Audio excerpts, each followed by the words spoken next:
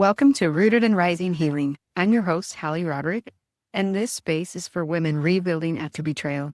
Here, we make sense of what happened, find truth again, and reconnect with who you really are beyond the pain. Whether you're staying, leaving, or still in the middle, your story matters. Together, we'll explore truth, clarity, and the quiet courage it takes to rise from the wreckage of what was into the wholeness of who you're becoming. You're safe to be here, in the messy middle, in the rebuilding, and in the rising. Let's begin. Thanks for being here. And before we get started today, I wanted to let you know about 2 upcoming events that I genuinely believe could be incredibly supportive if you're navigating betrayal right now. The first is the Betrayal Healing Conference happening January 26th through the 30th. This is a virtual conference, which means you can attend from anywhere at your own pace and hear many of the top voices in the betrayal trauma space. It's an opportunity to learn, feel validated, and remember that you're not alone in this journey. You'll find the link in my show notes, and I want to be transparent that it is an affiliate link, which simply means that if you choose to register through this link, you'll also be supporting the work I do here on the podcast at no additional cost to you. The second event I want to share is something really special.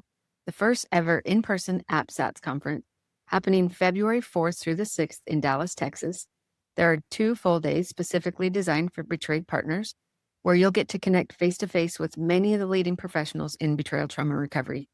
I'll be there as well, and I would truly love to meet you in person. If either of these events feels like the next right step for you, check the links in the show notes. You deserve support that truly understands what you've been through. Now let's jump into today's episode. If you've ever found yourself asking, why am I reacting like this? What is wrong with me? Then this episode is for you. Welcome back to Rooted and Rising Healing podcast. And today we're going to be talking about triggers, and more specifically, what to ask yourself when you are triggered so that you're not just spiraling in shame or in self-doubt.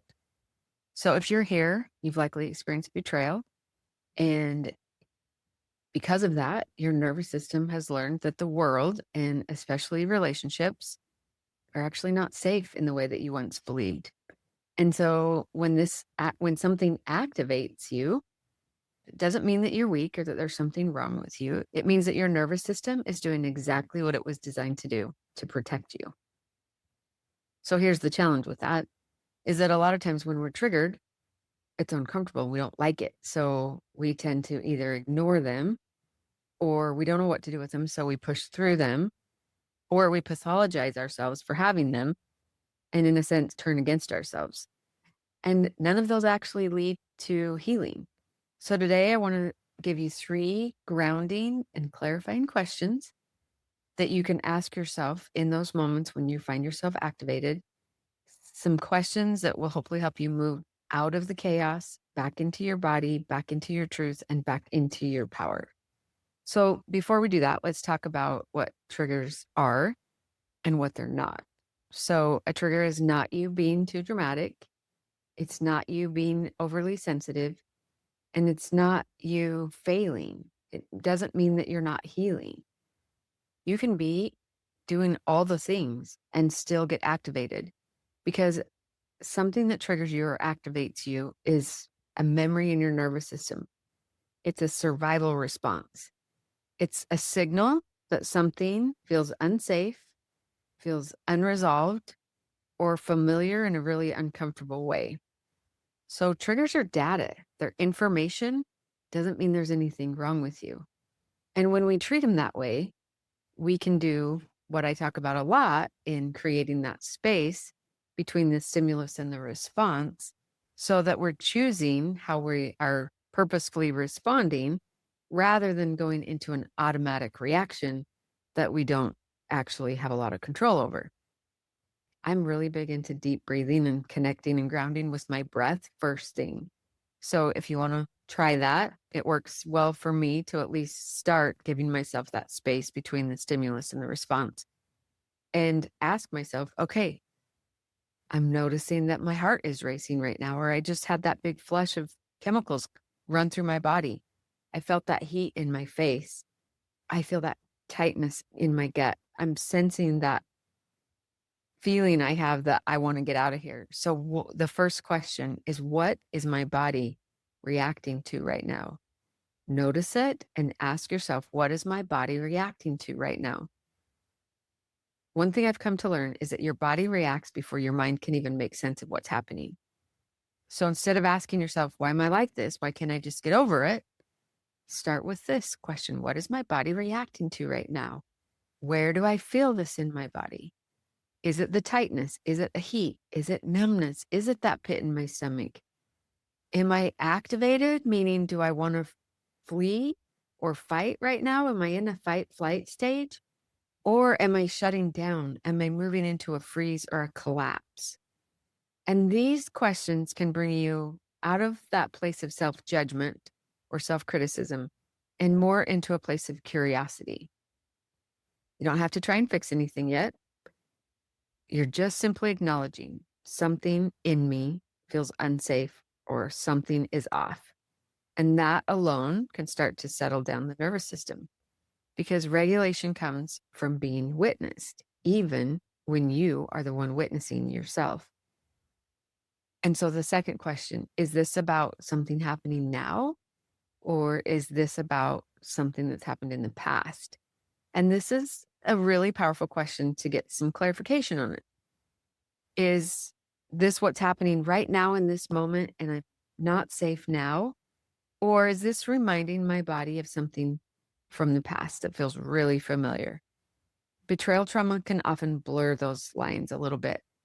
Your nervous system doesn't always know the difference between what is happening and what once happened. So you might be reacting to a tone of voice or a delayed response from a text or a phone call, maybe a particular look or a sigh or a slammed door. And when those things happen, suddenly your body is back in that moment of discovery or of gaslighting or of abandonment. And this question helps you separate past from the present without dismissing either one. So if it's about something that happened in the past, you can orient yourself to right here, right now, in this present moment. Remind yourself that, okay, that did happen. I hate that happened, but it is part of my story. I survived that. And I'm here right now in this moment. But if it is right now, that's important to know too.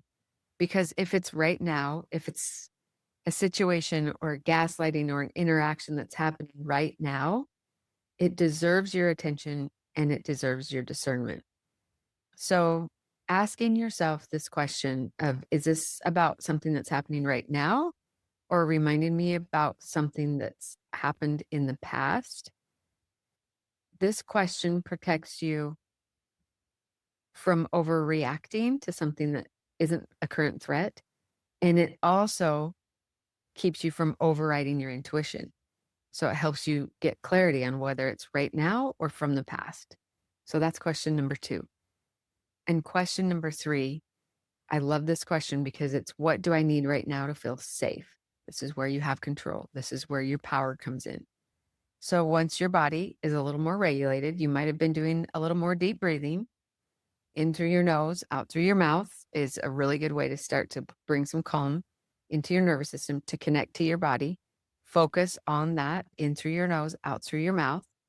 Once your body's a little more regulated and you have clarified what's being activated, this is a really important question. What do I need right now to feel safe? Do I need to do something different? Do I need to connect with someone? What do I need right now to feel safe? This is not the same as what should I do, or what will keep the peace right now, or what will make that person change or do something different. Okay, those are all outward focused things that either are going to keep us stuck in old patterns or things that are out of our control. Okay, so not those questions, but more questions like, do I need space? Is there manipulation happening right now? Do I need to disengage from a conversation? Am I getting spun up so that I don't even know what's real? Do I need some clarity of my own? I need to get out of the conversation so I can get grounded back into what's true for me. Do I need to do something specific to help me ground? Do I need to walk outside and get some fresh air? Do I need to splash some cold water on my face? Do I need to put my feet on the ground outside? Do I need to take a drink of water? What do I need to get grounded? Do I need some reassurance? If I need reassurance, is my partner capable of giving that to me? Or do I need to reach out to another trusted support person, someone in my group or my coach or my therapist? Do I need some reassurance? Do I need to pause this conversation, disengage? Do I need to write? Do I need to breathe? Do I need to move? Or do I need to step away? This question can help you move from powerlessness into agency. You're no longer trapped in that reaction when you can move into the space of agency. You're choosing your next step from alignment instead of out of fear. So did you hear the difference in those? Some of the questions that we might tend to ask when we're stuck in an unhealthy cycle is, what is it that I need to do to change? What will keep the peace with that person right now? Do I need to just be quiet? Do I need to make sure that they're okay? What will make them change? Those aren't healthy questions.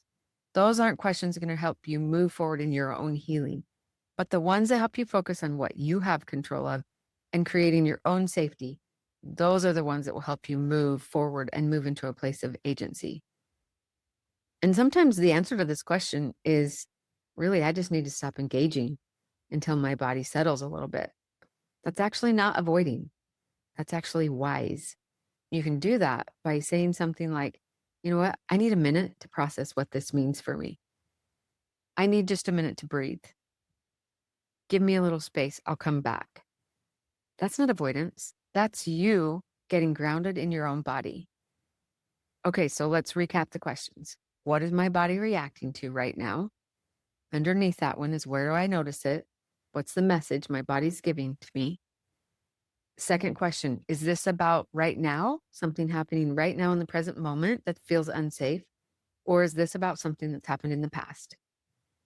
And the third question that can really help you move forward in what you have control of and with your agency is, what do I need right now to feel safe? Notice that question isn't, what do I need them to do to help me feel safe? The question is, what do I need right now to feel safe?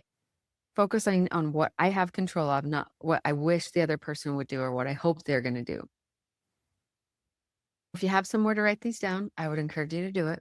This is a practice. Save them in your phone, put them on a sticky note, reread them over and over, because triggers aren't going away overnight, but how you respond to them can change everything. And that's where your power lies. Just so you know, healing isn't about never being triggered again. Triggers are probably going to come up. They still do for me. But how I respond to them is different. And trusting myself when I am activated has made a big difference in my own healing journey. Not looking for someone else to create that safety for me, but knowing that I've got me and I'm going to do what I need to do to create safety right now. I'm going to do what I need to do to reconnect with my body and get grounded so that I can make a wise, empowered choice on what my next right step is. So if this episode resonated with you, I want you to hear a couple things. You're not broken. You're definitely not broken. Your reactions and the activation make sense. And something that I hope you really embrace is that your body's not your enemy. It's not fighting against you. It's actually a messenger, and it has something to tell you. So please listen to it. Here at Rooted and Rising Healing, I don't teach women to override their instincts. I want you to learn how to rebuild trust with yourself, with your body, with your mind, and with your spirit. And so if you're ready for deeper support, somatic tools, trauma-informed guidance, make sure you're subscribed to the podcast and connected with me. Check the show notes for more ways to connect with me or to join a waitlist for my upcoming course. And remember, you can be rooted in truth and still rising into your power. Thanks for being here. I'll see you next week. Okay, ladies, this message is just for you. I want to share 2 upcoming in-person healing experiences I'm really excited about that are created specifically for betrayed partners who are looking for deeper support, clarity, and connection. The first one is the Courage to Thrive Betrayal Trauma Intensive, happening March 17th through the 20th in Spanish Fork, Utah. This is a structured, immersive intensive designed to help you understand betrayal trauma, what's happening in your body, regulate your nervous system, and begin rebuilding your sense of safety, strength, and self-trust. I'll be there helping to facilitate this experience, and I would truly love the chance to meet you and support you in person. The second is the first ever Rise, Renew, Restore retreat in Costa Rica. It's taking place July 13th through the 18th. And this one is a more spacious, restorative retreat for betrayed partners who are ready to just slow down, reconnect with their bodies, and heal in a deeply nurturing environment surrounded by nature and trauma-informed care. I'm so excited to also be helping to facilitate this retreat and would love to connect with you there. Both of these experiences are led by myself and some of my favorite colleagues who deeply understand betrayal trauma. And just to remind you that you don't have to walk this journey alone. You can find all the details and the registration links in the show notes, and I really hope to see you in person at one of these events. Thank you for being here with me inside Rooted and Rising Healing. Remember, healing isn't a destination. It's a returning to your truth, to your voice, to the woman you were always meant to be. You have the power to rise at your own pace, in your own way. And when it feels hard, just come back to your breath and remind yourself, still I rise. If this episode spoke to you, I'd love if you shared it with another sister on the journey. And until next time, stay rooted, stay rising. You've got this.